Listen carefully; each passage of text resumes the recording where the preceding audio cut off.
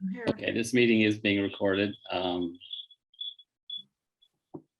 Dorcas, your I'm audio here. working?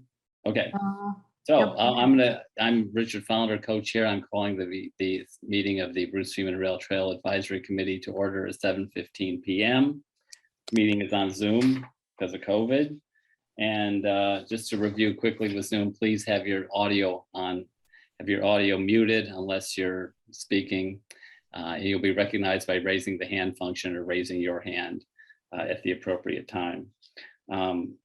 If there's any more technical difficulties and we can't keep using Zoom, then we'll have to cancel the meeting and schedule it for another time. Okay, so let's see who's here. Make sure we have a quorum, and I'll say Adrian Boardman. Present. Dorcas Miller.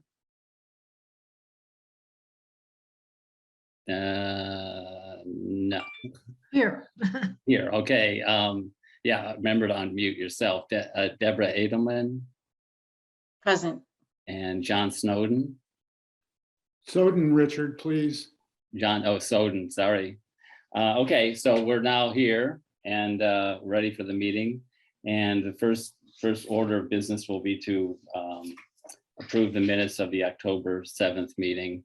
Are there any additions, corrections that any committee member would like to make to those minutes? Hearing none, I'm looking for a motion to approve the minutes. Motion to approve. A second? Second. Okay, roll call vote for the minutes. Adrian Boardman. Approve. Deb Edelman. Approve. John Soden. Aye. And Dorcas Miller. Yes, approved. Richard Founder, aye. The minutes have been approved.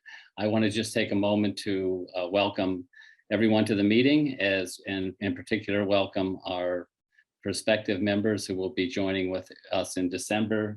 Tracy Hansen is here, and Mary Beth Barker is here, and Sam Stearns will also be joining us. I don't think he's on the call right now, but he'll be joining us as an official member in December. The next order of business is our regular update from Marcia Rasmussen, Director of Planning and Land Management.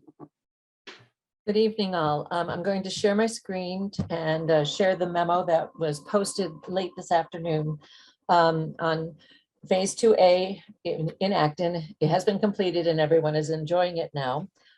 Phase 2B is the bridge over Route 2. Base asphalt course has been installed on the approaches to the bridge, and that's going to sit there over the winter, and they'll do the final asphalt next spring and early summer. Completion is still expected to be end of July 2022.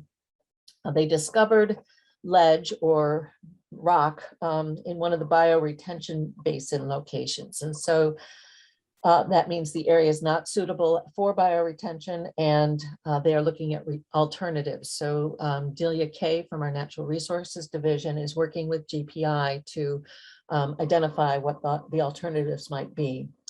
Additionally, the contractor is waiting on a delivery of wood for the wood rail fence that will be installed, and there may be some construction activity with regard to the fencing that will go over the bridge or on the bridge itself. And then they'll probably be buttoning up for the winter.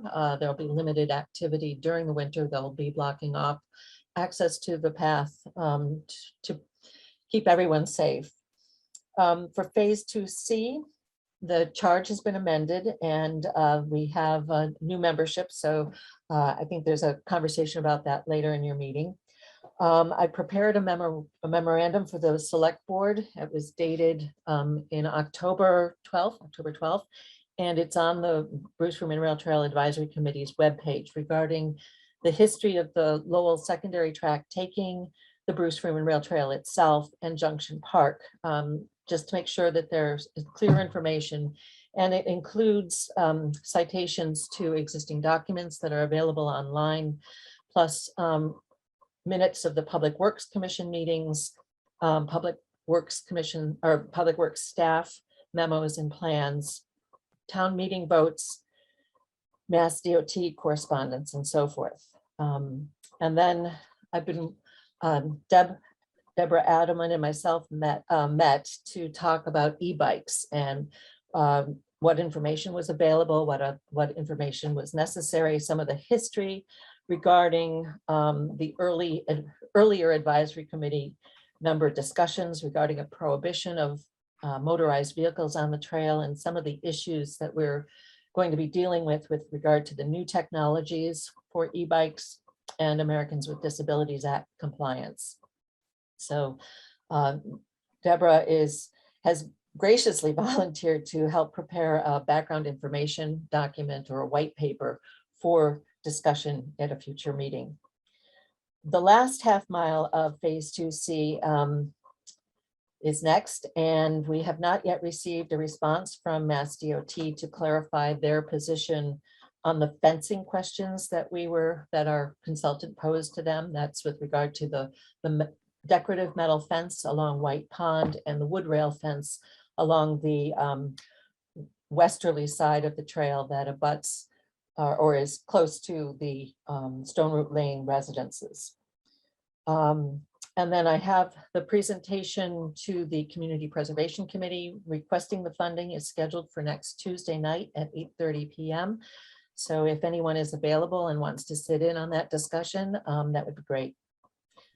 I did not have a chance to reach out to Sudbury in time for this memo, so I will follow up later. I did send a copy of my report to Beth Sudmeyer in Sudbury, and she usually follows up and lets me know what's going on. So I'll have a better handle on that for your meeting in December. The Community Connections Grant, which provided funding for bike shelters and bike racks. That project is going to be installed by Concord Public Works, and the Highway and Ground Superintendent assured me that he will meet the December 31st timeframe. So I'm hopeful of all of that. Then one of the items that we'll be discussing later on, but I included in my memo, is about the Concord Prison Cemetery. And we had a meeting, we had a site walk out rather with Nat Welch and Richard Follander were involved, Concord Historical Commission member Michael Capizzi, Dr. Patricia Ruse, and the Department of Corrections Director of Resource Management, Jeff Quick, and myself. And we walked along the trail to visit the existing prison cemetery to discuss possible connection and recognition of the site along the Bruce Freeman. Here are a couple pictures of the locations. The one is looking from the top of the hill toward Route 2, and the other is the approximate location where we're thinking of adding a bench and a commemorative plaque or an informational panel, as we've done in other locations along the trail itself. So I think there'll be more discussion later on. I won't go into the whole paragraph here. And I will stop sharing. But this site is located about 800 feet from the existing parking area on Commonwealth Ave. It's not currently open and available because the trail is under construction. So, but if we need to have a site visit, we can always organize one and get permission to walk the trail with the resident engineer. And then Richard had asked me to look into, I think you heard, Richard, from someone who was concerned about the lack of flashing beacons at the crossing of the Bruce Freeman Rail Trail at Williams Road. We did seek funding for a shared streets and spaces grant, which we received this past summer. And I have an update from the engineering division, Concord Public Works Engineering. A contractor for the safety sign upgrades has been selected and the contract has been executed. Pre-construction meeting was held, materials were approved, and the contractor is waiting for delivery. But there's a 4 to 6 week lead time for the rectangular flashing beacons, which will be located on Williams Road. And this will include the bicycle, rather than people having to push a button, it will include the sensors in the path itself for bikes to start the flashing beacons by themselves. So that's going to be added, that's included for Williams Road and will be added to the Old Marlborough Road intersection. There are also going to be some your speed signs, your speed is sign, also on Old Marlborough Road to help control some of the speeds that we've been seeing along there. And the contractor, again, is waiting for delivery. We don't have a specific delivery date, but he will begin installing posts and perform as much work as possible so that everything will be ready to be installed this season. So that's the update that I have from engineering.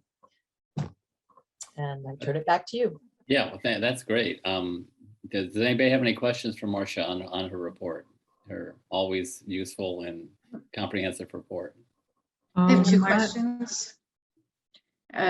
I'll be relatively brief, Dorcas. The first question is on the updated charge. Is there anything of substance that the existing and soon to be new members, of course, would want to know other than something about we're adding new members? That was my first question about the charge. And then my second question was at the West Concord Ave Junction, do they already have those sensors? Yeah. So those lights are This flashing? is on the agenda. We will discuss both of those Okay. issues later on in the meeting. Okay, perfect. Thank you. Well, actually, the sensors are not included in this project for in the pavement at Commonwealth Ave because that was remote from the project that we were looking at. So that's something that maybe we might seek funding from the Friends to install. And I know that they did provide the funding for Acton to install that sensor in advance. And if not, there might be other ways that we could look at that. I have a question about the sensors. My observation of the sensors in Acton is that they sometimes go off when no one is there. Okay. I don't know if it's some animal that's setting it off or what, but it does cause some concern. I guess the related question to that too is I don't know how the sensors work and I haven't experienced that on that part of the trail in Acton, but I know by Williams Road, there's a lot of those stones that are kind of set up right before the intersection where I know like my family will sit and have a snack and I see other people kind of sit as like a resting spot there. And I just want to make sure that there's I would hope some like thought to the design of like where the sensor field starts. So that if there are people kind of gathering in what's meant to be, I think like a natural resting area, that it doesn't trigger the sensors to go off if there's no one crossing. Because that's that part of the intersection, right, Marcia? Like right before all those like stones that I think were like strategically placed so people could sit and rest and take in that part of the trail. So that's a question that I would have to refer to engineering. I don't have answers, but I'll try to find some answers for that. okay. Thank you. There's some other committee members have any other questions, and I'll see there are some people from the public who have a question. Tracy Hansen, you give your name and address, please. Sure, I'm Tracy Hansen. I'm at 77 Hill Street. My question is about the bioretention basin. I just was not really sure what that was about. You said it wasn't suitable for that. I'm not sure what a bioretention basin is or why we need one. Okay, on phase 2B, you need to have a location where stormwater is directed. And it is intended to collect the stormwater and allow it to percolate back into the soil. When you run into ledge, that's a solid and you don't have percolation. So they have to relocate it to another site within the right of way. And that's what they're working on. Thank you. Barbara Pike, name and address, please. Barbara Pike, 118 Border Road. I'm under the impression that, especially in Acton, when it's wet outside, that the sensors tend to go off. So they are having a problem there. And today I just happened to drive past the trail on Concord Road, and they have sort of warning signs up. I think maybe I think they're having problems with their sensors. And I'm under the impression that the sensors that were installed in Acton, I don't think they're in the pavement. I think they're, on the post or something, because I never saw any pavement being dug up. So, you know, there could be two different ways to do that. One might be better than the other. But I heartily applaud anything that can be done about that Williams Road intersection, because both as a motorist and a cyclist, it's tough. Yep. That's it. Thank you. And Jane Huber.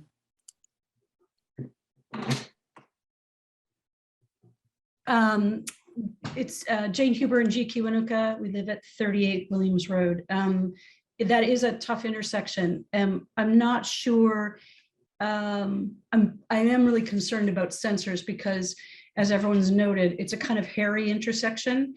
And not only do you have the bike traffic and the traffic running along Old Marlboro and then from Williams, there's also a handicap spot right there. So there are people moving in and out of that space. And then a lot of people are now using the parking area over at the old rifle range as access for the trail.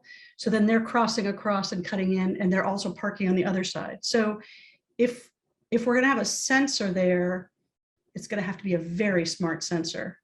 And I don't think sensors are that smart. So I'd say either no sensor or you're actually looking at, which would be unfortunate, a traffic light, because it's a crazy confluence of things. We have to narrow it down or somehow limit it. There's a lot going on there. Okay, Marcia, do you have any thought on I that? don't. This is the Concord Public Works Engineering staff took this on, so I'll have to refer all of this to them and get back to you. I suppose the sensor could be installed if there tends to be problems with the sensor. At some point, it could become manual. Is that probably likely? Which is what we have currently at Old Marlboro Road. Right, but we'd have that at Plymouth Williams then, in addition, if the sensors tend to be a problem down the road. I don't have an answer tonight, Richard. Okay, Thanks. I'm just saying that it's, you know, logically, but it may not be logical to say that. Anything we can do to improve safety is a good thing. So I think we make the effort, and if it doesn't work out exactly the way we planned, then we'll make another plan. Okay, so thank you, Marcia. Thank you for everyone for your comments. The next item on the agenda is our modified charge, and basically the select board has requested that the Rail Trail Committee, Bruce Freeman Rail Trail Committee, take a look at Junction Park and come up with a recommendation or recommendations for a permanent solution to the safety issues and the conflicts between users of the park and users of the rail trail. So I think it's appropriate that we actually take a vote to agree to do this. We've already indicated we would, but we'll repeat that. And second, the membership of the committee has been somewhat altered to include 3 designated people, one from Friends of the Bruce Freeman Rail Trail, who would be Nat, then an abutter who could be Dorcas or someone else, I suppose, but and then a member from the Disability Commission, who Mary Beth Barker has agreed to do that. So do I have a motion to accept that revision of our charge? Richard, can I raise a point here, please? Sure. Can we? Well, let's have a motion, and then we'll discuss the issue. Is that okay? Is the motion to accept the charge? Because I just had a question. Or is the motion just to discuss? I apologize. Well, the motion simply that begins the discussion. I move to have a discussion on the modified charge. Is there a second? Second. There is. Okay, so now we can discuss the motion. Yes, John. I have in front of me the charge as currently posted on the website, on the town website.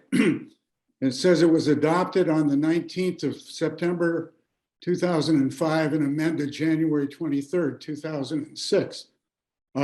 It is not in agreement with what you just said. So, Marcia, what's the current charge that was currently adopted? Sorry, we haven't posted that yet. I'm sorry. I haven't received it yet from the select board's office. But I will get that up. It's as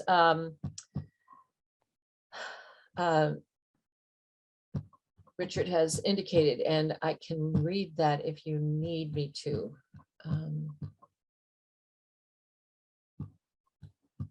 Just give me a minute.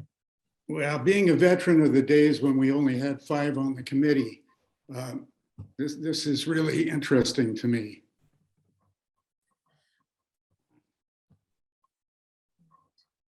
Well, I think that there may have been a misinterpretation that the committee was reduced to a smaller number, and That's the way we operated, that was Richard. never officially done, and that's why we ran into the problem when we Yeah. had only 4 people at a meeting.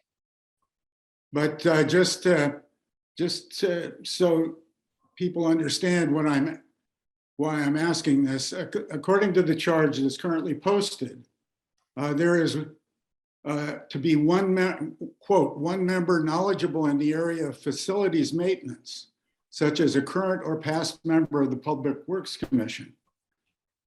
Again, quote, one member knowledgeable in facilities design and development, such as a member or past member of the planning board.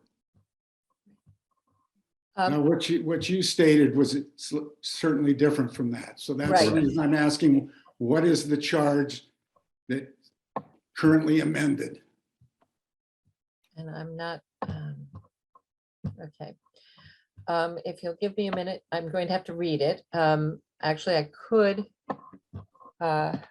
bring this up if that would be easier, but it says the select board modified the membership. So in the committee's charge, so it now comprises town residents and includes, and the following is not the official language. So as I said, I haven't yet received the official language, but one member to represent the interests of the Friends of the Bruce Freeman Rail Trail, one member to represent the interests of butters to the trail, one member from or designee of the Committee on Disabilities, and 6 citizens at large. The select board also gave the Bruce Freeman Rail Trail Advisory Committee the go-ahead to tackle the Junction Park issue, to convene meetings of all stakeholders and develop a long-term conceptual plan for reconfiguring the park to make it safer, to work with stakeholders to come up with a short-term plan beyond just the signs, and to deliver the recommendations no later than June 30th, 2022. So that's what I received from Nat Welch following the meeting with the select board on October 23rd. So that's under section B, membership. Correct. Okay. So is there any other discussion of the motion? Seeing none, I'll have us call for a vote. Adrian Boardman, Aye. John Soden. I'm confused again, Richard. The motion is to The motion undertake a is to discussion. accept the revised charge that includes the membership as Marcia described, Okay, aye. and as well as working on the Junction Park issue. Dorcas Miller Aye. and Deb Edelman. Aye. Motion carry, Richard Founder, aye. Motion carries unanimously. Thank you very much. We will discuss the process for that later in the meeting, not anything specific, however. The next item on the agenda is the request of the Concord Middle School to replace temporary art and information signs along the trail. And I think we have a guest who's going to make a presentation. That's Yeah. correct. I'm here. Tara? Yes, so welcome, Tara. Please give your name Thank and address and Great. your affiliation in this case. Excellent. Yes, hi, I am Tara Fernandez Davila. I am a teacher at the Sanborn Building for Concord Middle School. I've been there a little over 20 years as a science teacher. Yeah. Congratulations. And, thanks. And I've been having fun this year that I've had a new opportunity to develop an enrichment course. A lot of teachers are doing that this year. And the enrichment course that I've been developing is called Ponds, Pools, and Produce. And part of what we are focused on is the wetlands that are near our schools, so students can do some field investigation and learn more about the natural setting that we live in. which has been great. So part of the work in this first term, it's a by term course. Part of this first term is focused on a project to kind of culminate what they've been learning. And a number of students were quite interested in an option of painting signs that they could share and hope to promote, the natural wildlife that's in our area, and some signs to kind of encourage people to protect and care for the area. There are some visuals too that I think Marcia had available. Do you all see those? I don't think so, right? Just so that you can get a little. Yeah, a little I didn't download them. Do you have them available? Because you can share. I do. screen. So if I can share Okay. screen, sure. Yes, I you can do may. that. Sure. My apologies there. No problem. Okay. Can you all see that? Mhm. Great. Okay. So I think I've pretty much explained the intent, the purpose of this. And right now what I have are signs that are 8 by 10 inch. So they're pretty small. And I have 16 of them that are available to students and they have started to work on. Our intention would be to secure them to trees along, the public parts of the bike path, not on anyone's property, but just along the path itself. And, as far as how we were going to secure them, I've seen some kind of rubber attachments that you could use if we didn't want to use nails, but I'd be, open to suggestions as far as how you would prefer those to be secured. But ultimately, I was thinking of them as temporary pieces of art that could be posted in a place that's visible as people walk down the trail, and that I would be ultimately, kind of using as a partial installment where I could have new students that would be joining the course. As I had said, I have this by term. So if I have a new term of students that are interested in a similar project, it could be kind of like a seasonal showing of some of their work. So that was my intention as far as how we'd like to be able to set them up. You can see here, this is the proposed location, as we are very close to the trail here at Sanborn, and we have access coming down this way. We were hoping to place them in between Williams Road and Powder Mill Road because that's the section that's closest to the school, and that students would have access to share. So that's what we were hoping for.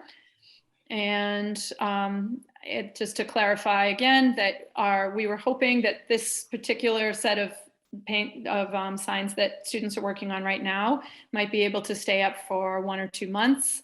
And that as I have, the next group finishing up probably in February or March, maybe I could put out some new signs at that point and maybe again late spring.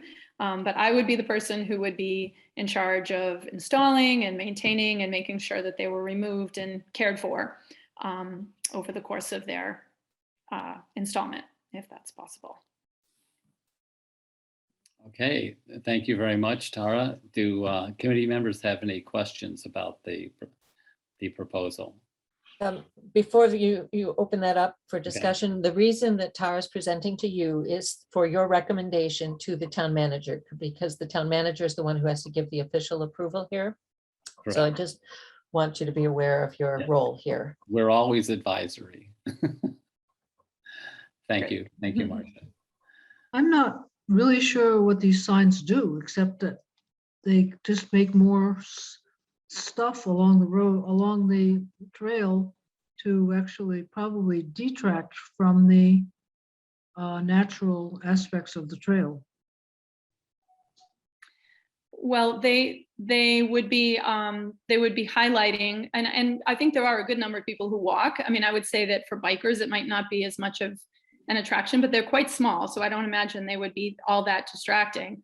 But that for people who would be walking would probably be more likely to pause and perhaps learn about the animals or plants that are close to the trail. There are, for example, this one is about a black yellow spotted salamander, which I think would be nice for people to learn about that as an obligate species of the vernal pools that are near the trail. Some are about plants. And so this is really student focused. And I think they would be very proud to share their work, to share what they're learning, and to feel that people are aware of appreciating the life that lives near our school. Tara, first I applaud your effort that increasing children's desire to learn about nature, because as you point out, sometimes it's just, it's right in front of you and you don't see it. So I just want to say I applaud your efforts. I've seen similar efforts in other rail trails around the country. And a question that I had for you is, instead of putting something on a tree, to Dorcas' point of either giving the impression or potentially detracting from trees, have you thought about, you know, a singular sign where you could, for example, have 6 of these 8x10s, and maybe it would take a little bit more effort. You need to, you know, get a little bit of funding to put a sign up. But have you thought about alternatives to putting things on trees? Because if not, you probably should do a little bit of research just in terms of impact. I know a little bit about trees, and even things like that can be deleterious to the trees. So just a question, have you thought about other than putting it on a tree? A little bit, but I think, you know, that's where I wanted to come forward to the group, to feel like I had an understanding of what your interests would be before I go too far in any of those directions. So it's something that I can imagine considering, and I could imagine, you know, looking into. From my experience, like I have been a big part of designing and putting in an outdoor classroom at our building, which is at the back part of our building now, and it is up and running, but it can take a really long time to get those things put together. And you know, and so I think, you know, with these students only being in the middle school for a short period of time, you know, I would like to do it in the least invasive way possible. And, you know, that's why I thought maybe securing with like, you know, a rubber secure type of strap that would just be easy to change, or would not really be harming the tree with permanent, you know, puncturing or anything like that, might be a good option to look at, and could use the natural setting without being harmful, and you know, and without a lot of install, which I just think can take a lot of time. Now, I'll make a comment in regard to the affixing to the trees. The Umbrella Art Center every year has an art outdoor art show, I guess, around Fairyland, and they attach things to trees using a method just as you're speaking of. It's kind of a stretchy kind of thing that doesn't impact negatively the tree. I think in terms of another, it may be more difficult to conceive of. I know Dorcas's concern about detracting from just the basic natural experience. I think building a structure would also be problematic in that regard, potentially. You might need permits to build a structure of that size.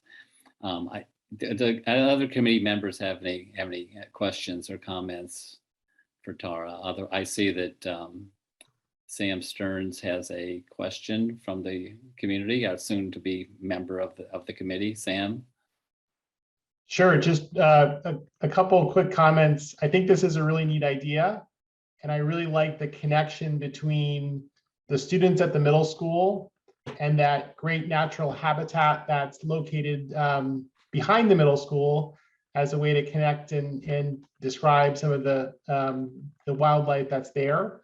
And then the second comment, it makes me think of some of the signage that's on the trail right outside of West Concord Center that describes some of the rich history for the rail trail. And you know, sometimes I pass by and stop and look at that and wonder. And I think this is a nice way, again, to connect to another aspect of the trail and sort of the rich environmental aspect around it.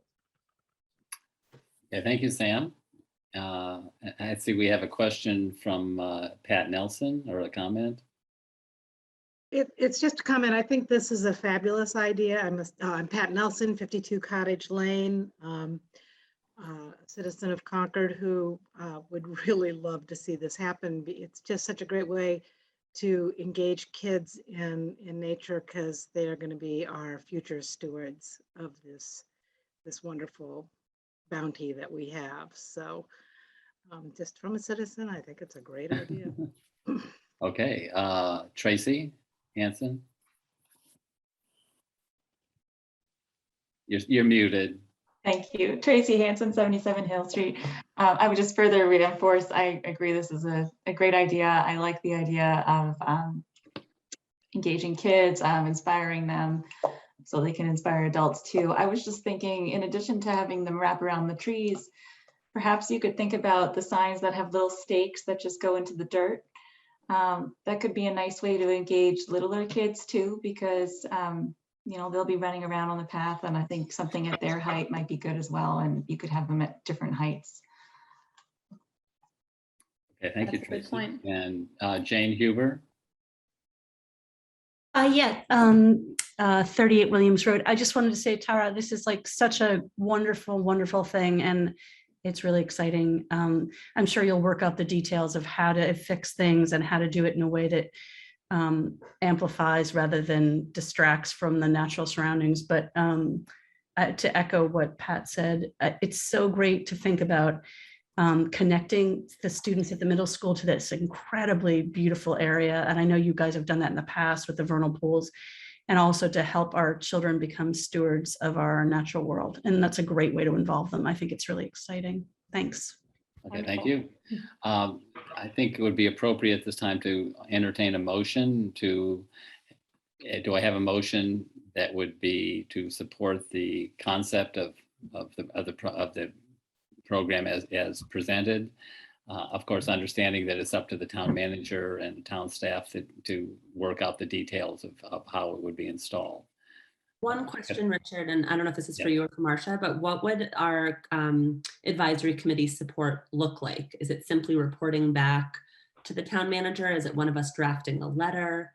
I just want to make sure we also discuss the best way to kind of show our support if we are, deciding to support this. I know in the past, I think we've drafted a letter to the town manager for these types of things.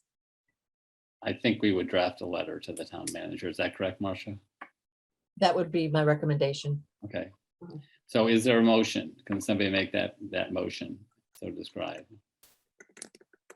I move that the Bruce Freeman Rail Trail Advisory Committee draft a memo in support of the Concord Middle School nature sign designs, so that we can pass that memo on to the town manager. Is there a second? Second. Okay, let's have any further discussion? Seeing none, we will vote on this motion. And John Soden, Aye. Deb Adelman, Aye.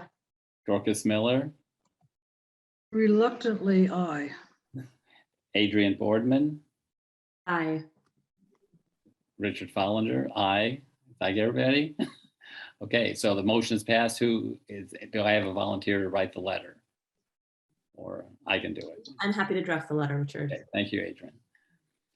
And you can send, you could draft it. I'd be glad to take a look at it if you want me to, and then we can send it to the town manager with copies to us. Thank you. So the next item on the agenda, and by the way, Tara, I want to thank you again for your initiative on this. I personally think it's a great thing to involve middle schools in anything in the community. It's a really a wonderful, having three boys who were in middle school at one time. I appreciate all that you do. So thank you very much. Wonderful. Thank you all. Thank you. Tara, before you go, please stop sharing. Yes. Yeah. Good call. Yes. No, go ahead. Oversharing. Wonderful. She was oversharing. All right. Thank The you. next- And I believe so it is appropriate for me to leave at this time, correct? Sure. But if you have Unless information. you want to hang out, that's Yeah. fine.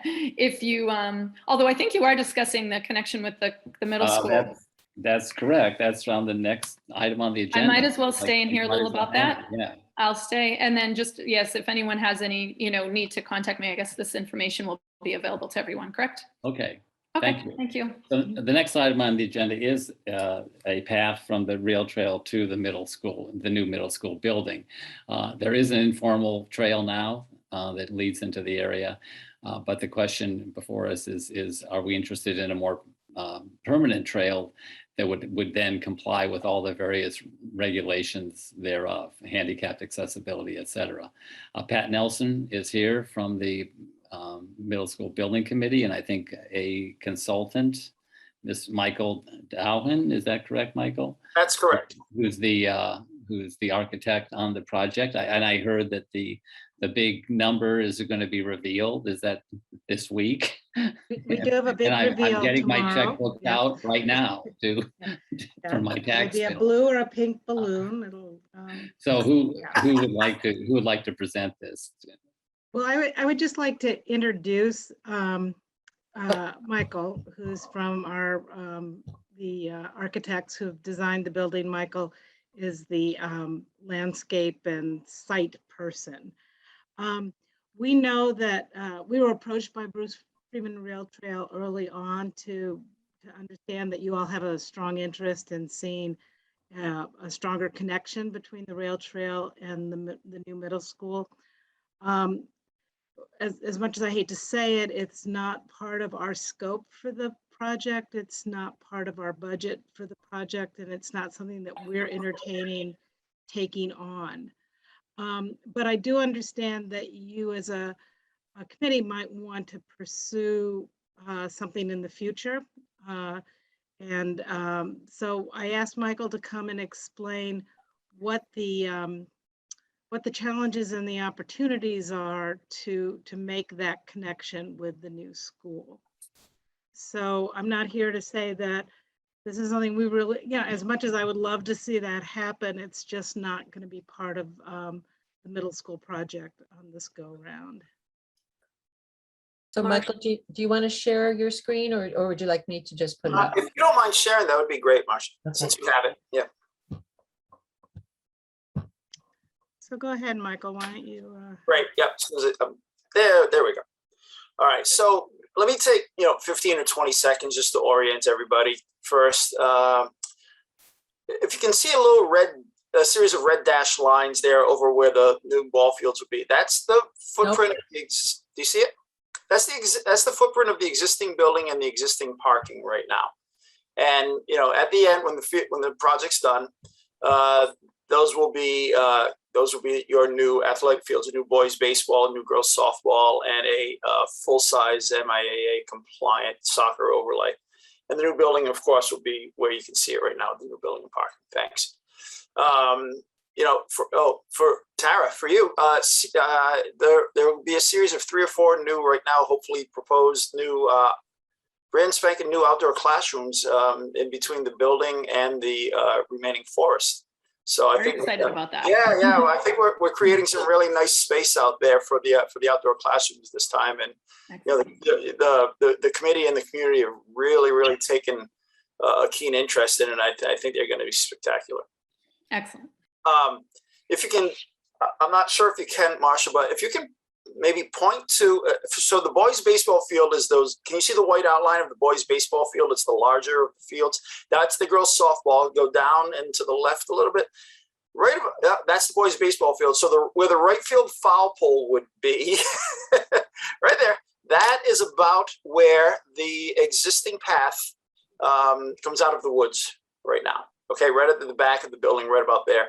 And then, as you know, it leads down through the forest there, and then right, exactly, and then comes across a little bit of that open space, and then down to the trail. So, as Pat mentioned earlier, that's hopefully a good orientation. As Pat mentioned earlier, there's about a 45 feet of grade change from where the cursor is pointing now to where I just mentioned the trail comes out. So it's 45 feet of vertical distance. To get a walk, so there's 2 things, right? You can create a walkway, you can create a ramp. The difference between a walkway and a ramp is a foot of rise for every 12 feet of run. It requires a handrail. A walkway is anything a foot of rise over 20 feet of run or more, doesn't require a handrail. If you do a little bit of back and napkin math to try to get a walkway, and what we'll say, so to try to get a ramp in there, we'll try that one first. To try to get a ramp in there, 45 feet of grade change, you need a level landing area, every 30 feet. Back in napkin math, we're talking 600, 700 linear feet of ramp, switchback ramp through the forest.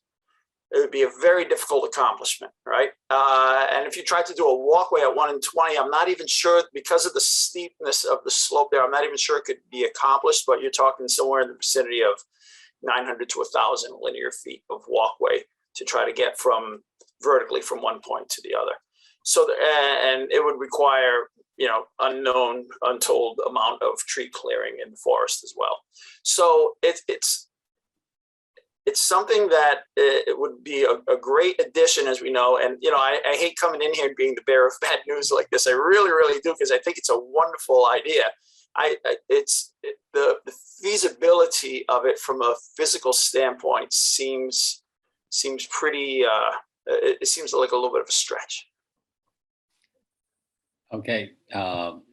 Is there any other location on the site that could be more appropriate?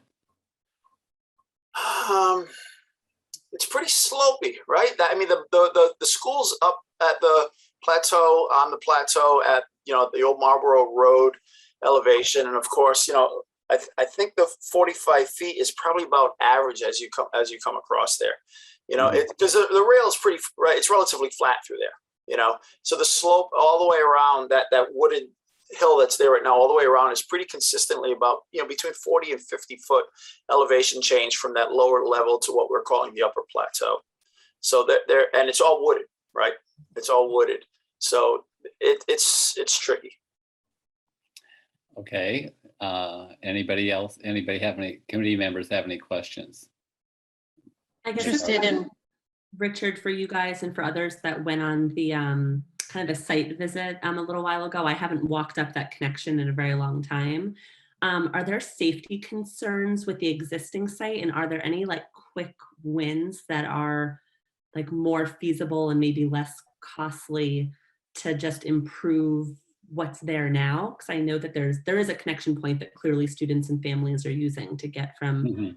So again, not to say that we need to force it into the middle school plans. I know there's lots of other priorities that are being discussed, but is that something that maybe we turn our focus to in like this next phase to somehow mildly improve what's there now versus trying to complicate? Michael, you've explained, sounds like it's quite complicated. Yeah, I mean, there is the Concord, you know, Trails Committee that does trail maintenance, and whether or not the current trail could be simply improved to the extent of you know, some you know, surface treatment so it doesn't turn into mud or whatever, that kind of thing. But it would not be an official trail still. In terms So of, if I could just interrupt again, an official trail would require handicap accessibility.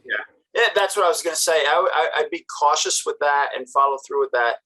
The reason why we're being very clear that we're not including the lower fields or that path in the school project is because the minute we perform any sort of improvements on either of those areas, we need to create an accessible route. It's, you know, we'll need to comply with 521 CMR, and once that happens, then, you know, it's a big deal, just like I was just you know, indicating. So there's a very good reason why we're not touching all of that stuff. It's because of the compliance issues that we'd have to contend with afterwards. So you can look into it. I would just be cautious to make sure that you understand the implications. I know that the current, you know, the Concord Trails has trail stewards who maintain trails, and I'm sure they're not up to handicap accessibility standards.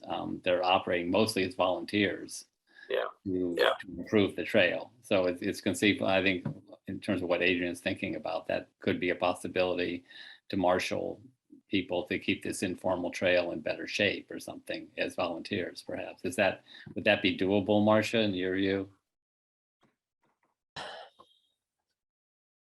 Not the rail trail specifically. Right. I don't know the answer to that question. I think I fully agree with Michael that the minute you touch it as part of a project, you have to bring it up to ADA compliance. But I look at the serpentine path that we have at Powder Mill Road, and that was initially designed as all concrete, and then they came up with this alternative of the serpentine path. And we do have railing over a portion of it, but other parts of it are a walkway. And so a project that the advisory committee or a future Concord Middle School group might look at is how do you design it? Bringing on a consultant who could design that and what it looks like, and then go after some CPA funds to implement. So I don't think I recognize that it can't be part of this project itself, but it's not something that is impossible. Do we have any data, any information, for example, have there been accidents where children, wanted to use this, and because it wasn't a little bit more organized, maybe, they fell or something, or any sort of information that would bolster this case? I don't have that.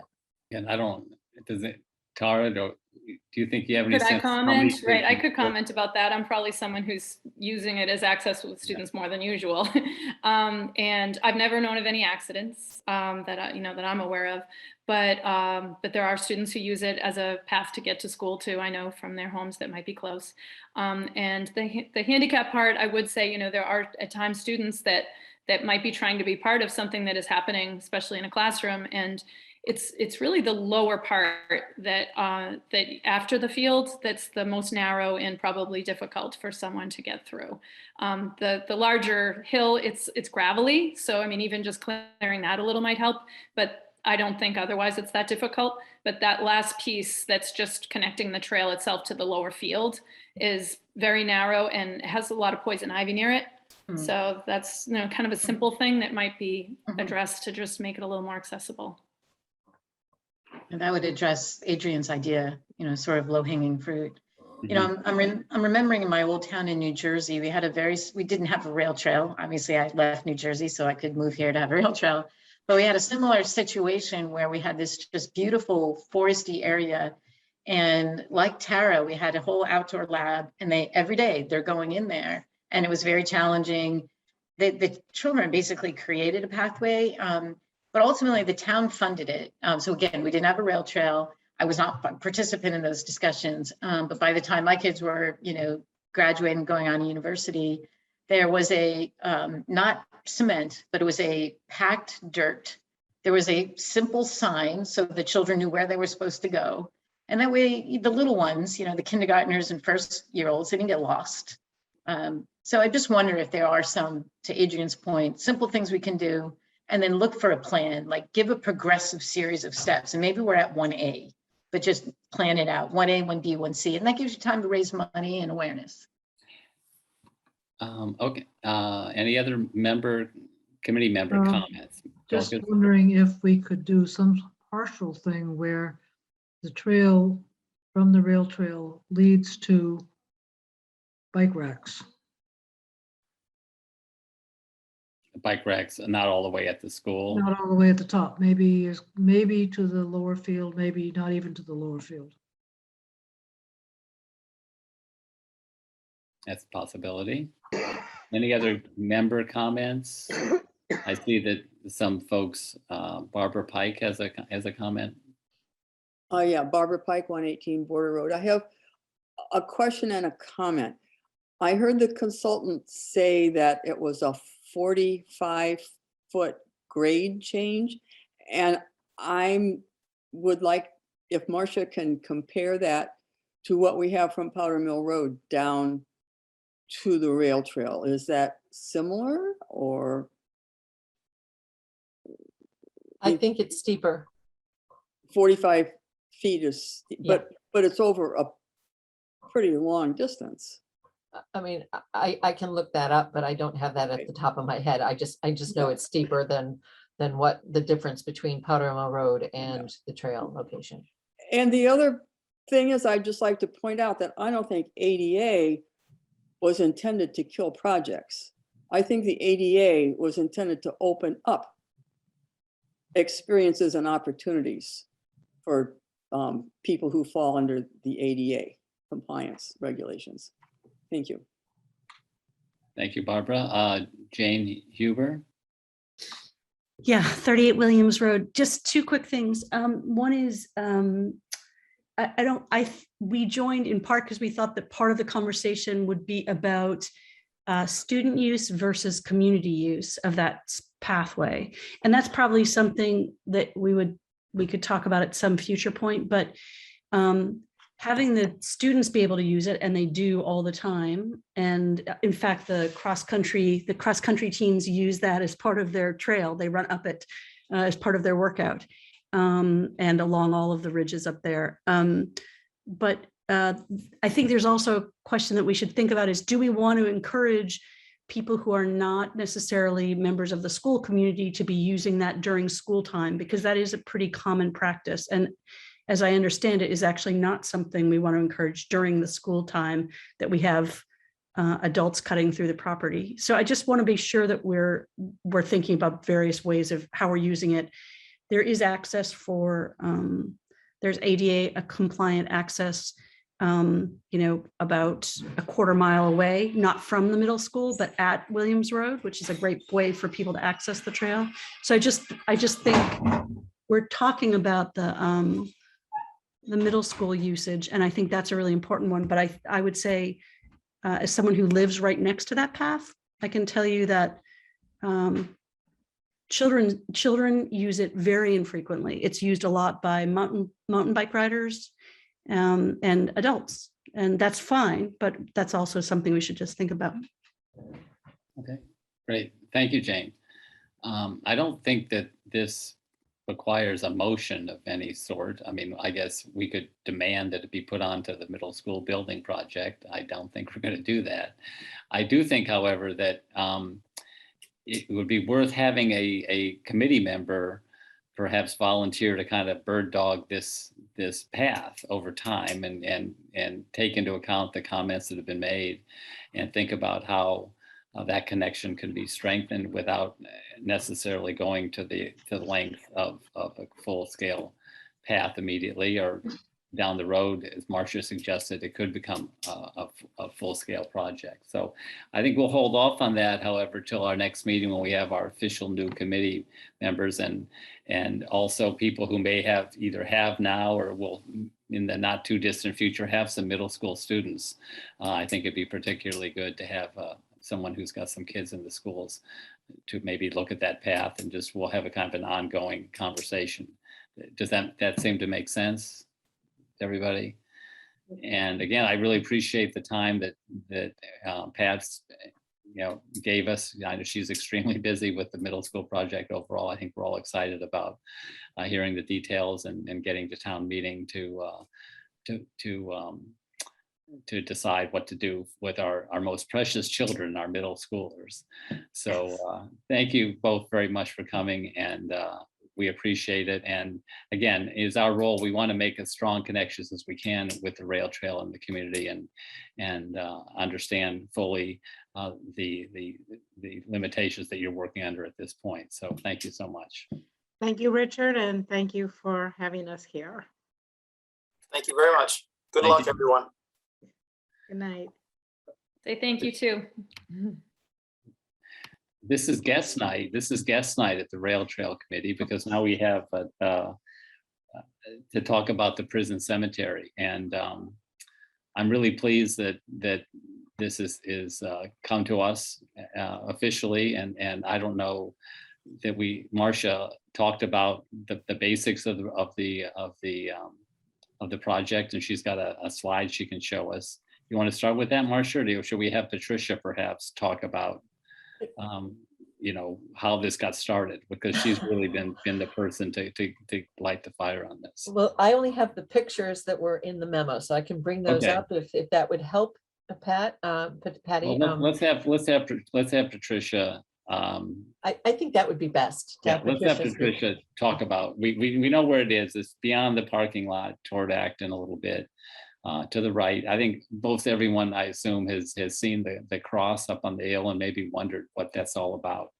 And so Patricia, just sort of give us your name and address, affiliation, and sort of tell us how you got to bring this to us. Okay, thank you so much. First, I just want to say thank you so much to the advisory committee. of the Bruce Freeman Rail Trail. I mean, for me personally, I love to ride it, I love to walk it, and I push my 95-year-old mother in a wheelchair. And so to me, the Bruce Freeman Rail Trail is a daily blessing. And beyond the beautiful pavement that's smooth and accessible and all the trees and the wildlife, I know there's a lot of people who are working very hard to make this happen and available to all of us in the community. So thank you all.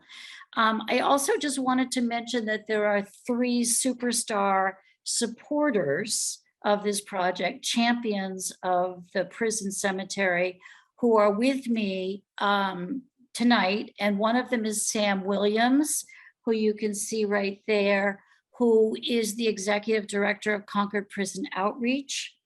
I have Liz Rust, who is on the board or advisory board of the Concord Prison Outreach. No, well, anyway, she's a superstar. And she's also the person who I think has delved the most into the history of the individuals who are buried at that site. And it's just fascinating history. I also want to say thank you to Mr. Michael Capizzi, who is from the Concord Historical Commission. And so he's here tonight also to participate. So I've worked for 7 years as the medical director at the Concord prison at MCI Concord, which used to be the Concord Reformatory, and have always been fascinated by the prison cemetery, which, as you may know, is completely backed right up, abutting that new section of the Bruce Freeman Rail Trail. And it's a very, it's a magical historical piece, which was built in, it was built at the same time as the Concord prison and opened in 1878. It is a prison that contains the bodies of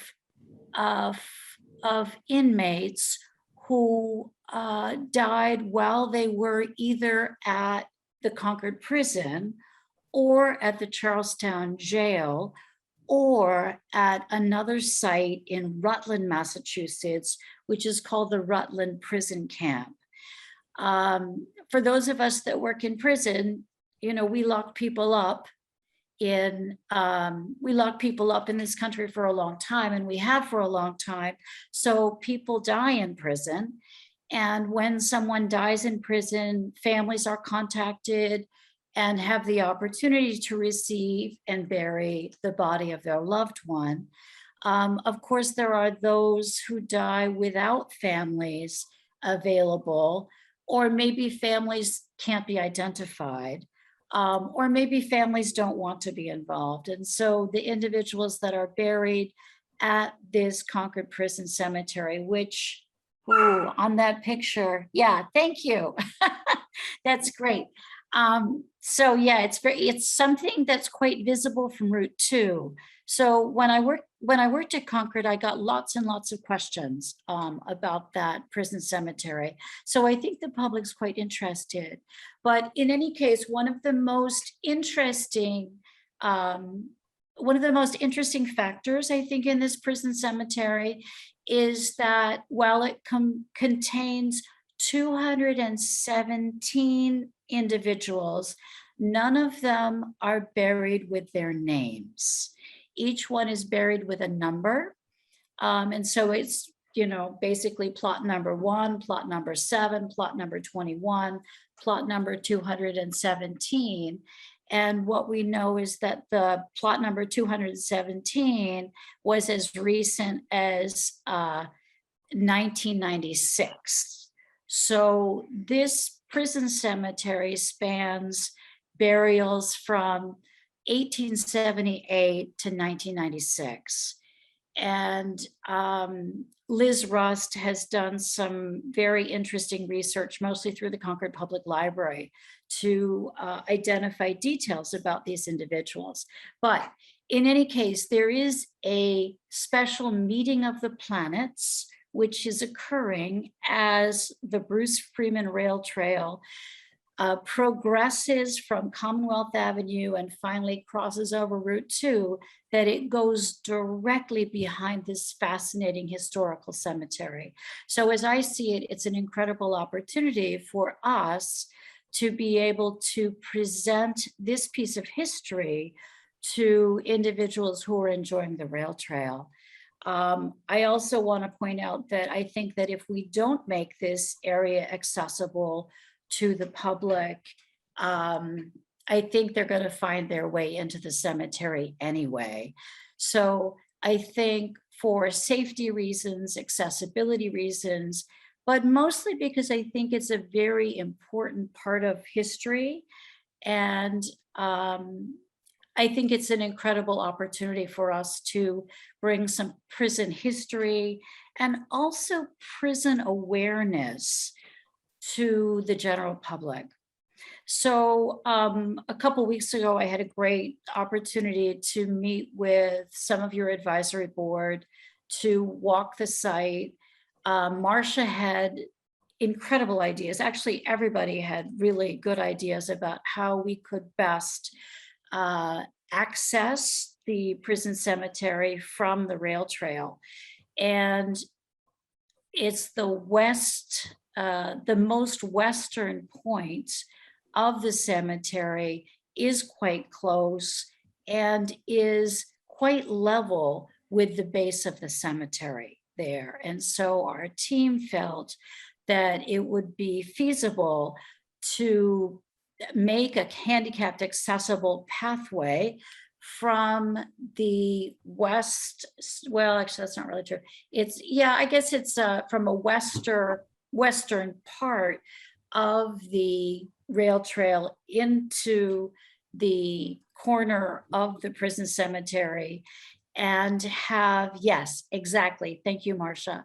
And have a little seating area there and a memorial plaque, which would provide information to rail trail users about persons who were incarcerated, who died and then were buried there. Liz has written up a lovely piece, which is called, I think very poignantly, Naming the Unnamed. And I think this is particularly relevant because I think one of the most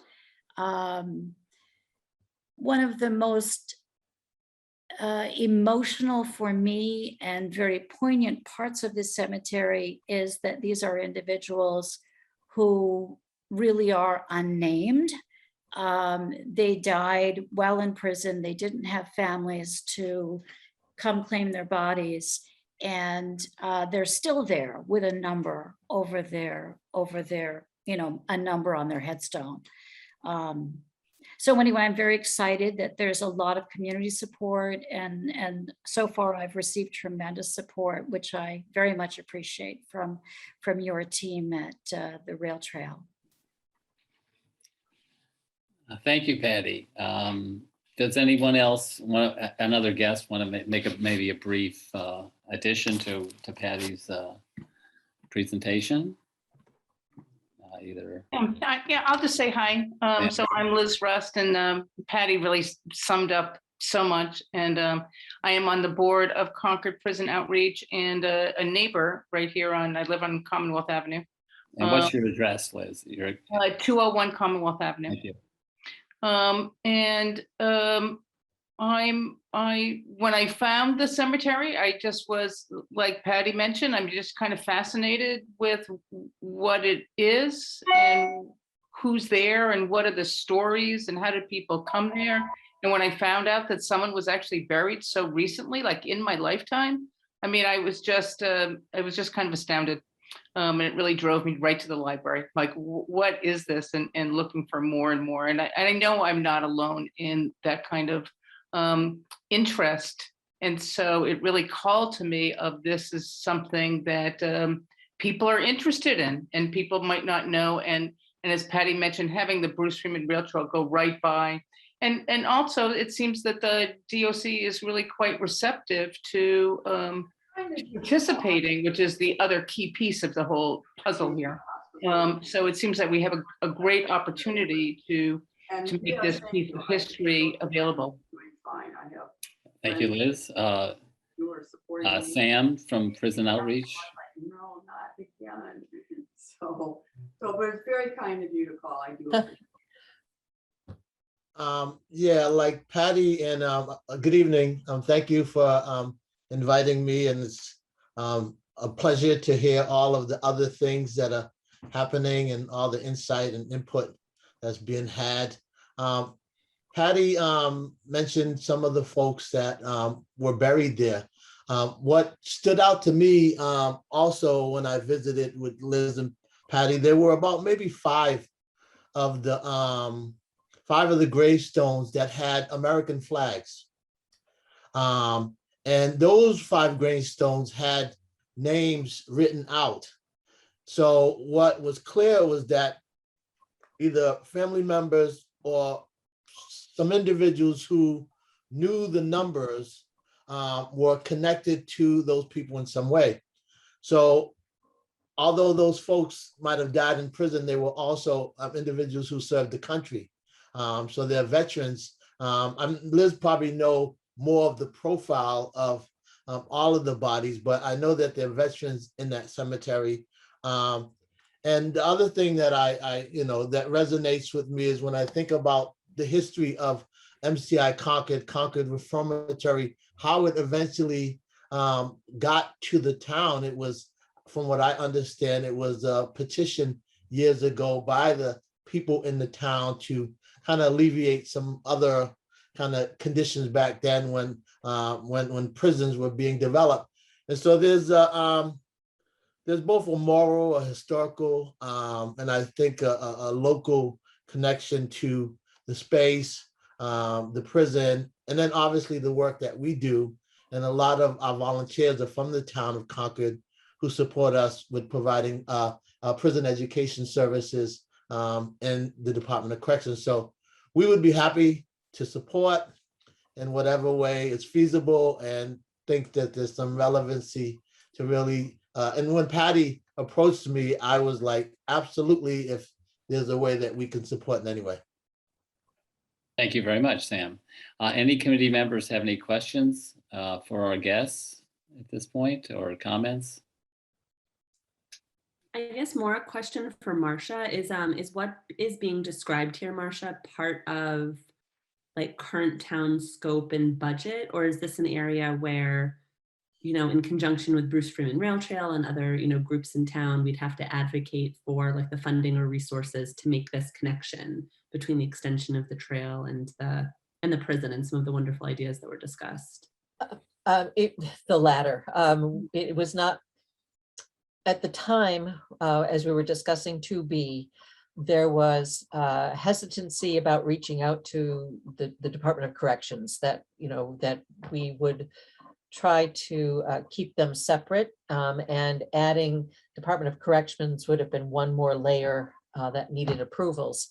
Having gone through so many different approvals with state agencies, there was a desire just to try to keep it simple. However, visiting the site and seeing how simple it would be to connect, and I think with a modest design fund to consider that path. Jeffrey Quick, the Department of Corrections individual who was on the site, has access to some of the prisoners who are getting ready to move on, to do some clearing, to do some maintenance, and to actually work on that area. And so I think a bench, a plaque that has that information and just that pathway would be a very simple, low-cost way of having a space where people can reflect and learn about the prison cemetery. Would there also be the possibility of private funds being solicited for this purpose? I mean, I would Absolutely, think, absolutely. is that something that Concord Prison Outreach would be interested in participating in, or? Yes. Yes, is the answer. Yeah, yes is the answer. I think, as Sam mentioned, I think that we're interested in helping and certainly seeing how we can do that of all kinds of help. Okay. I do, I'm pretty certain that the DOC also maintains, so there's what we're talking about is the development of the access, but it's maintained in mode. And so I think that they are maintaining that already. So it doesn't come with a new maintenance burden completely. I'm sure there'll be some new things that are needed, but they do the mowing now. Let me just say that. There's Marcia, a lot of invasives that need to be removed. Marcia, am I right in based on our visit that you were going to have the consultants look at it and just give a ballpark figure? Yes, I just haven't had We time haven't to done reach that. out to Okay, them. well, once we have that Yeah. in hand, then we can approach the next phase. Do committee members have any other questions about this issue? Yeah, I just had one question, and you're kind of getting to the heart of it is, what is within the purview of this committee? In other words, what do we need to do to discharge our obligation so that others know, yes, we're in favor of it, we would like it?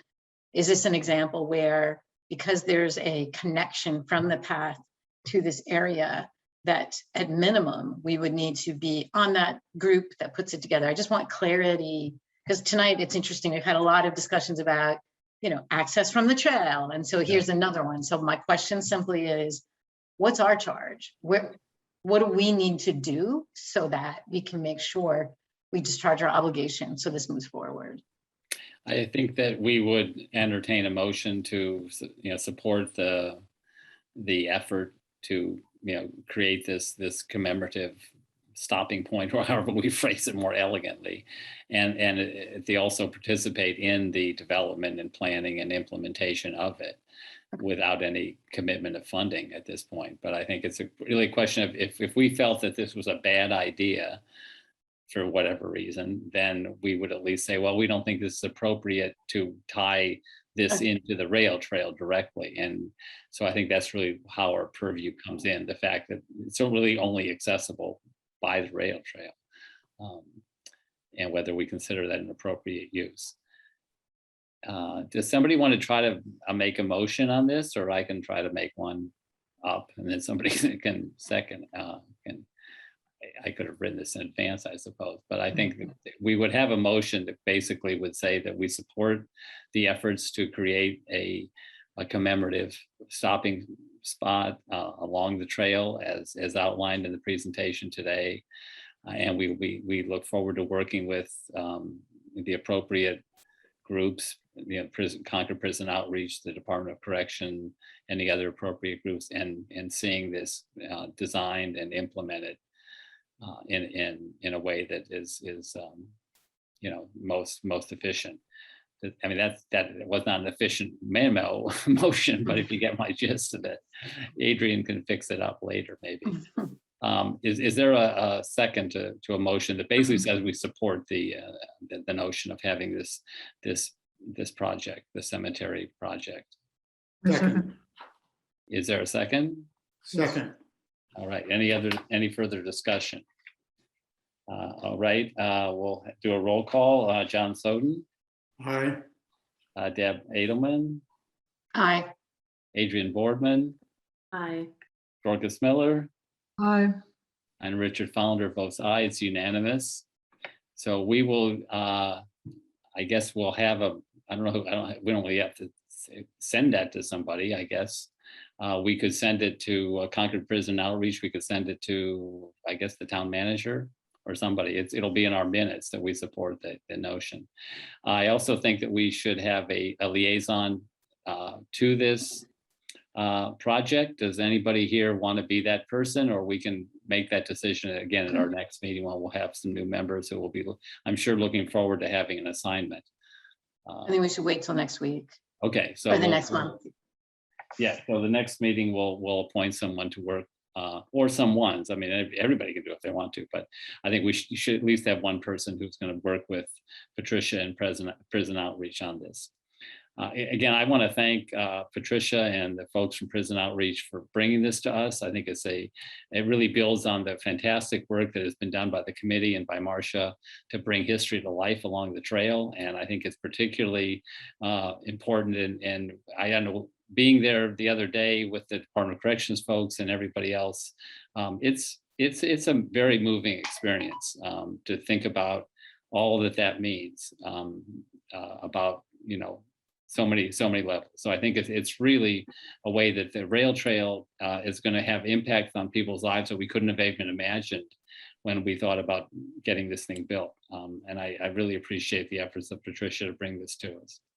So thank you very much. And we'll look forward to seeing this happen. Awesome. The next item on the agenda is the Envision Concord letter, which Nat had drafted. Thank you, guys. All right, I'm going to thank you. sign off. Thank you very much. Thank you Yeah. so much.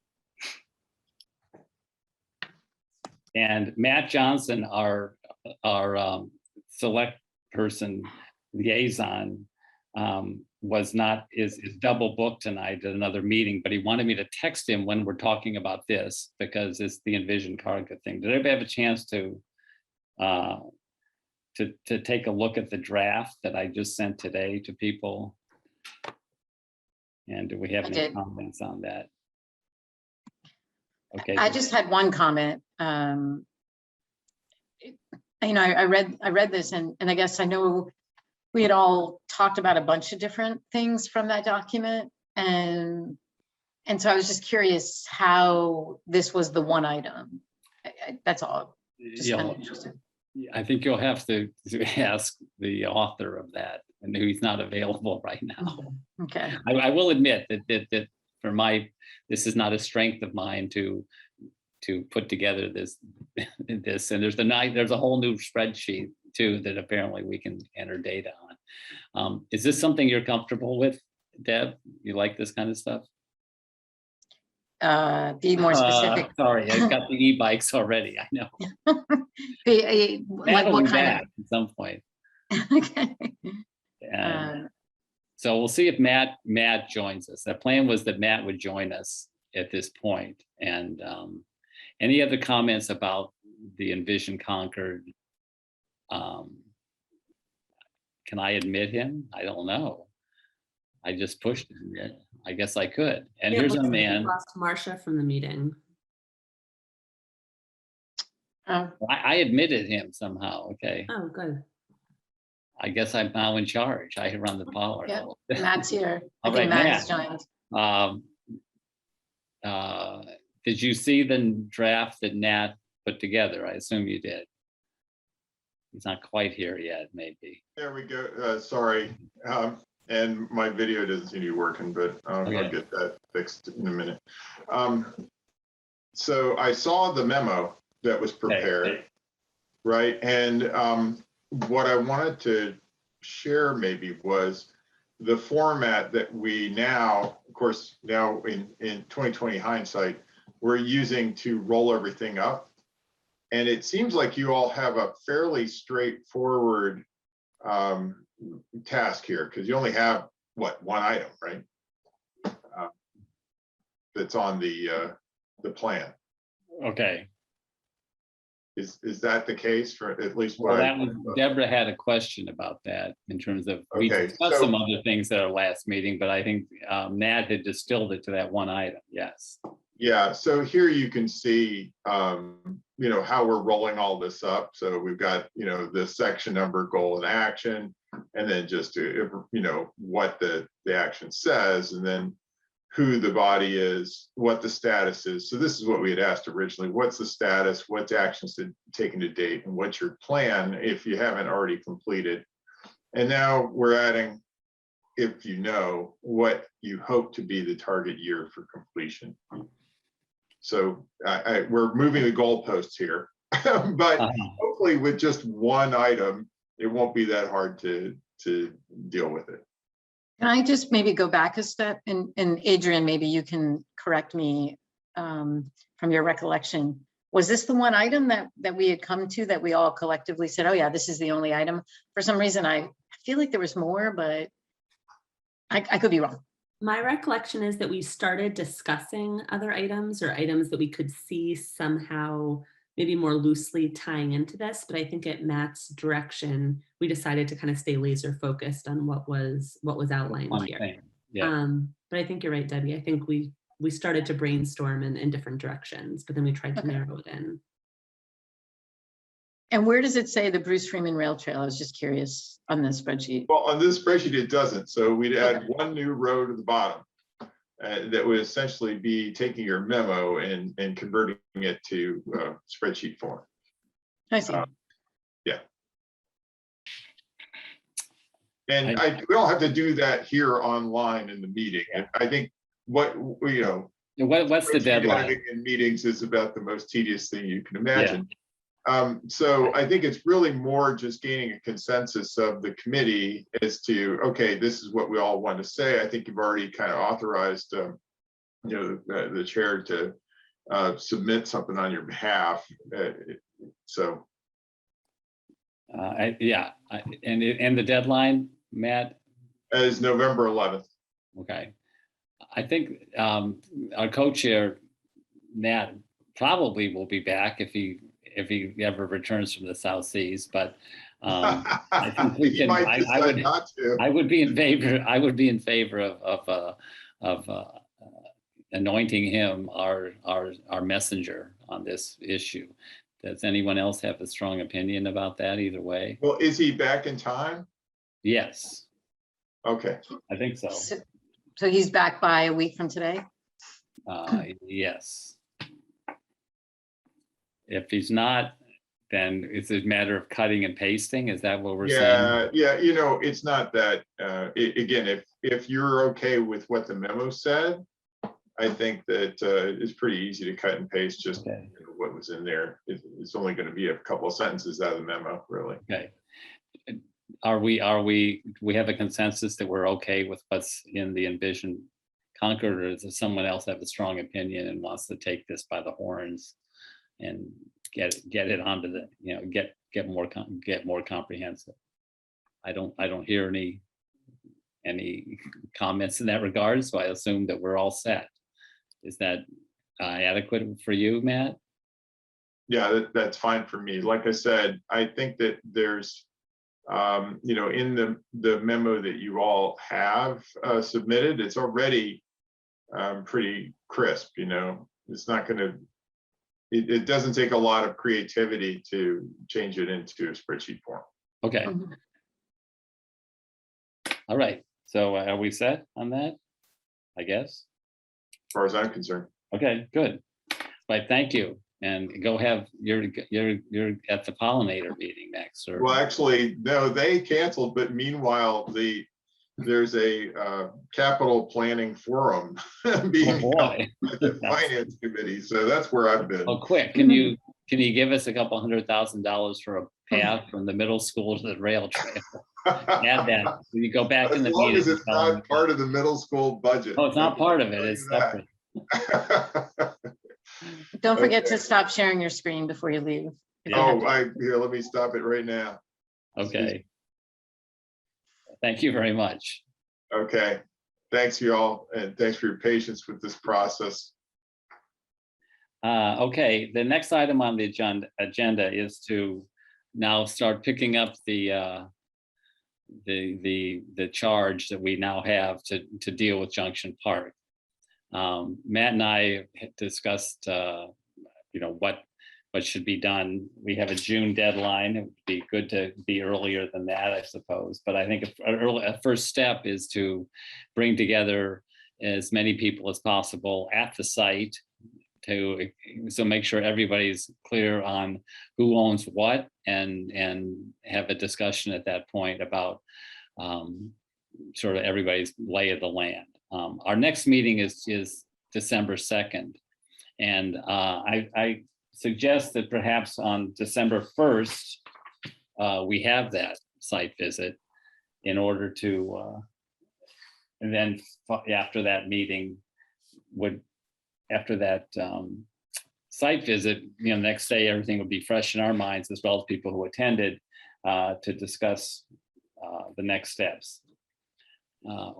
Is it possible we can, I'm gonna be selfish. I am not here. I'm actually in a plane coming back. So maybe we can make it a little bit later. Actually, yeah, I think I'm back on the 30th. So I think the first should be okay. I apologize. Yeah, thinking around at 9 o'clock in the morning site visit. Does that seem? I probably can't, I won't be able to join at 9, so. On Wednesday? Yeah, it would have to be in the middle of the day. Could Yeah, later in the day work? I could Okay. do It it. would, I can't do if I'm that. the only one, don't move it around me, but I probably wouldn't be able to do it,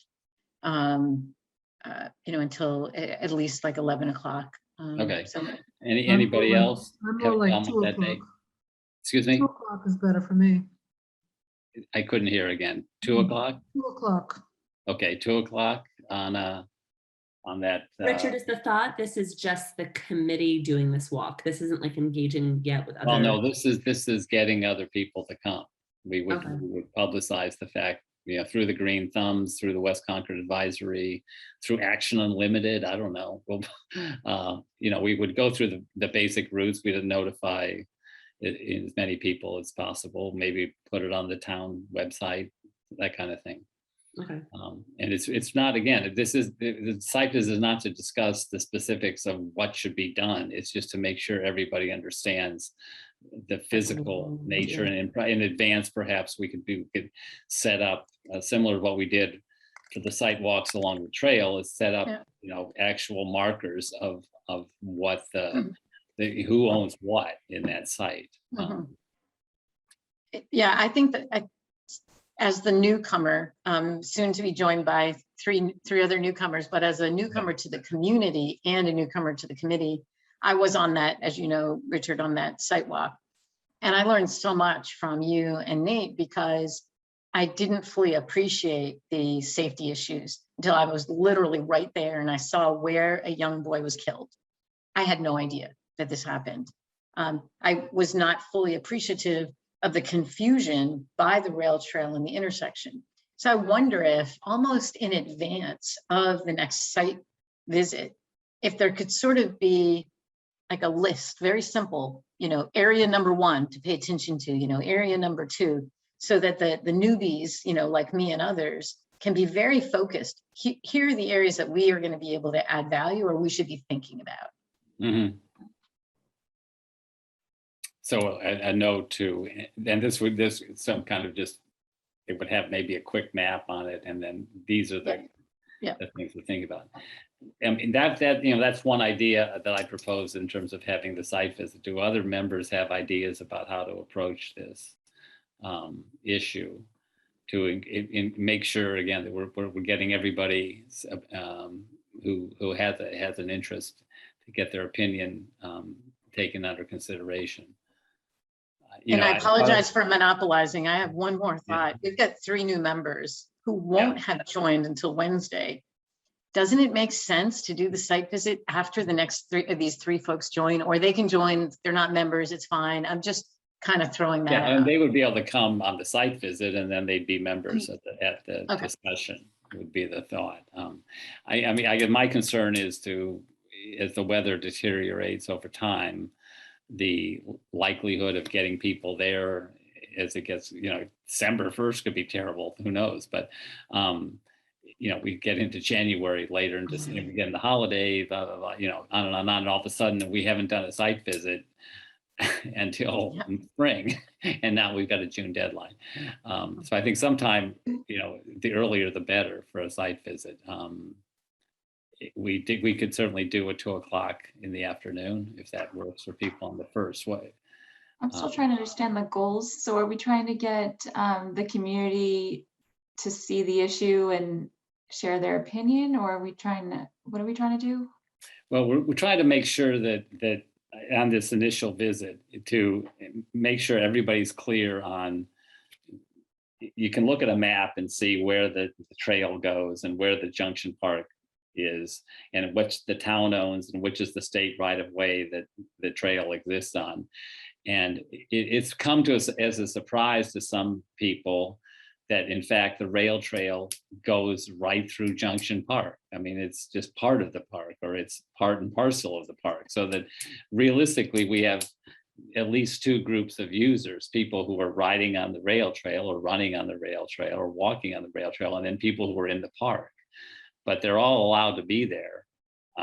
And so it's not, and I think Marcia described the process where for several years it was, this plan evolved and it was clearly delineated as a rail trail. So again, there has been some people, they get a map and it says rail trail and they say, why does it say rail trail through the park? Because it is the rail trail and is through the park. And so that would be the primary focus of just getting people at the site. Mary Beth has a question, comment. You're muted. Yes, I have a little bit of concern about the timeline, because if on December 1st, it's pouring rain or snowing or something, then, so I'm wondering if we should try to do it a little earlier and have December 1st as the rain date, or I don't know, it just seems like that is a very tight schedule. Okay, I agree. Though then we get, the week before that is Thanksgiving week. I guess it could be earlier in that week, the 29th, for example, or something. I wouldn't want to do it Thanksgiving week. I'm not sure I want to do it Monday after Thanksgiving week. I don't think we're going to do it before Thanksgiving at this point. Is the goal to go when there's not very much traffic, or are we trying to go when everybody's out and I about? don't think we really care about that in this case. We're not going to be looking at what goes on per se. The other option is to, have our meeting on the 2nd, which will without the site visit first, and then make a determination of a quick site visit after the meeting, which everybody, and we could then use that meeting to kind of strategize about the process that we're going to follow, which would include a site visit soon after the December 2nd meeting. Any other thought? Marcia's got a thought. Right. Well, Marcia will clear it up now. No, I don't know if I'll clear it up, but I think you're just trying to get a sense of the physical space. Correct. And where property lines might be, so that you can, when you start talking about how to address the issues that have been identified, you have a sense of what can and cannot be done. And Richard, I don't know why you wouldn't try to do it the week before Thanksgiving, the 15th through the 19th. What we've done, what we did for a couple of others is with the West Concord Advisory Committee, we sent out invitations to all the different boards and committee chairs and specific groups that we knew were interested in West Concord. So they had 15 to 20 people, I think, at their site walk, when they were just walking about and commenting about sidewalks. So I think you could do something comparable and make it the week of the 15th, if that makes sense. That's fine with me. I like that idea. Has anybody ever done an informal video? I'm not talking about a fancy, it could be holding an iPhone. Is that allowed or permissible, or does it work? It could be done. And we could also ask Minuteman on the Minuteman Media Network to come along or to provide us with that as well. So anybody who couldn't be at that site walk might be able to watch it on video. I think that would have, sorry for being off camera so much today. I think there would be benefit to that because, like I said, I feel like we're going to be going back to this over and over. We'll have new board members, committee members rather. We'll be discussing, the same topic, and we'll go back to the videotape, so to speak, when you, so I think there's value in that. Okay, so can we just, if we pick a date, and I'd like to get input from Tracy and Sam and Mary Beth as well at this point. in terms of the a date for a site visit. And I don't think it's a big, long process. You know, it's not a long visit. Like we're talking like an hour? Oh, Yeah. less. If Even that, less. it's that long. I mean, it's like the park and then probably, you know, make our way around, back around, just to see how you Okay. approach it from the other side, from either side. An hour max, I would say. Yeah. I mean, Is in there a terms time of day that's better for people with kids, for example? So I usually work from home Tuesdays and Thursdays. So for me, either of those days would be preferable.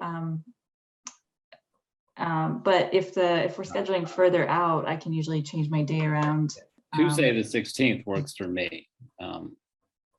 Yep, me as 18th well. 18th would probably work either too.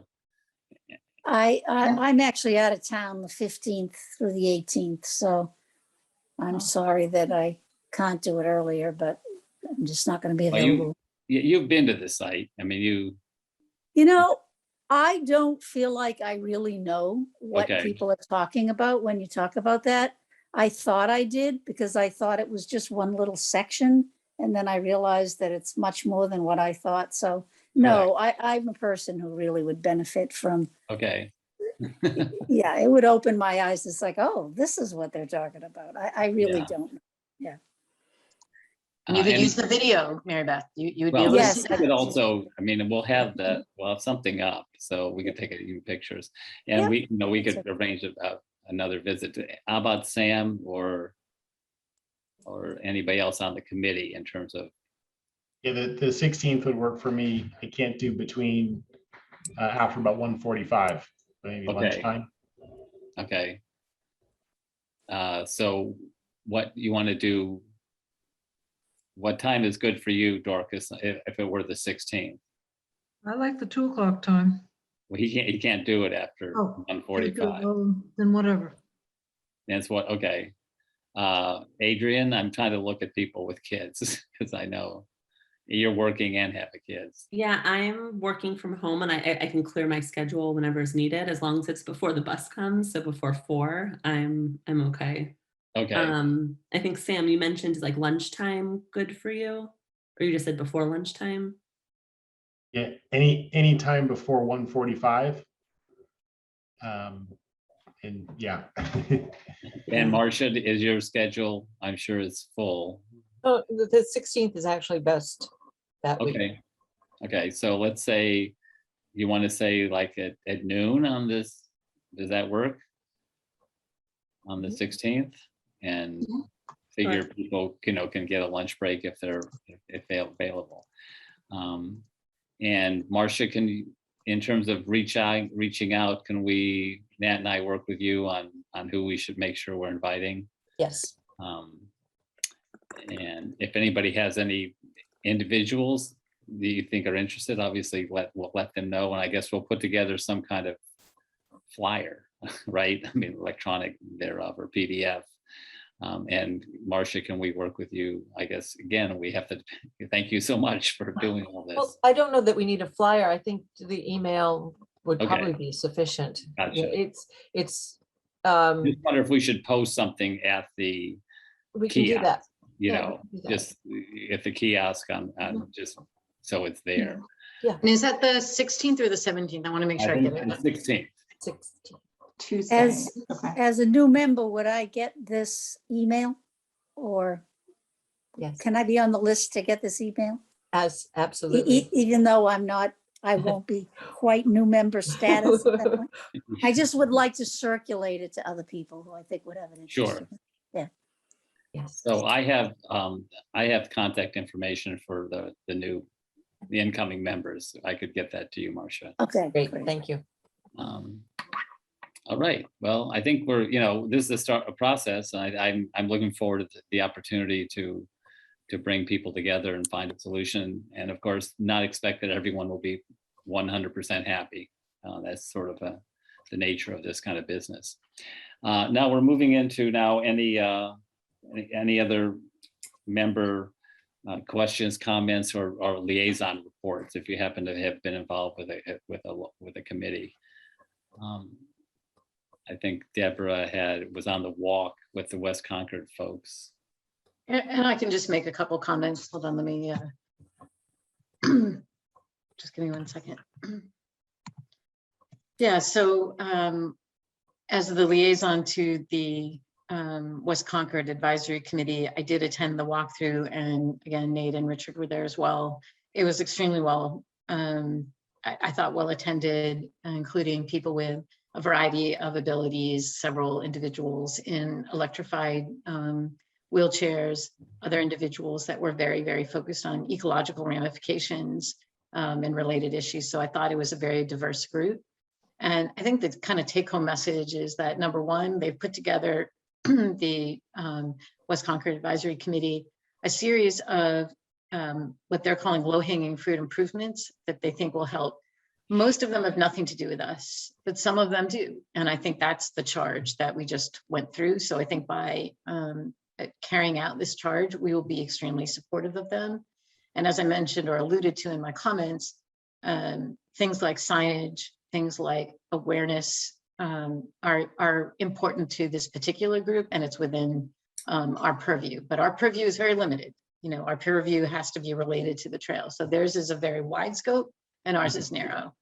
I do have a very lengthy PowerPoint. It's too large to email.